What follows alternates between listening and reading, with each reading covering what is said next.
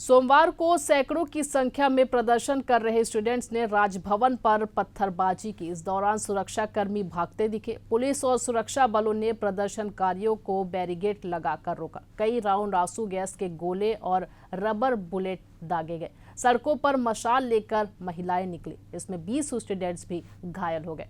हम बात कर रहे हैं मणिपुर की राजधानी इम्फाल की, जहां मतई समुदाय के ये छात्र मणिपुर में अचानक बढ़ी हिंसक घटनाओं को लेकर 8 सितंबर से प्रदर्शन कर रहे हैं। इसमें स्थानीय लोग भी शामिल हैं। स्टूडेंट्स का कहना है कि जब तक उनकी मांग पूरी नहीं हो जाती तब तक वे यहां डटे रहेंगे। इस दौरान उनकी सुरक्षा बलों के साथ झड़प भी हुई। स्टूडेंट्स 1 और 3 सितंबर को मतई इलाकों में हुए ड्रोन हमलों का विरोध कर रहे हैं। उन्होंने सेंट्रल फोर्सेस पर चुप्पी साधने का आरोप लगाते हुए उनसे राज्य छोड़ने कर जाने की मांग की। साथ ही राज्य के 60 में से 50 मतई विधायकों से अपना रुख स्पष्ट करने या इस्तीफा देने को कहा।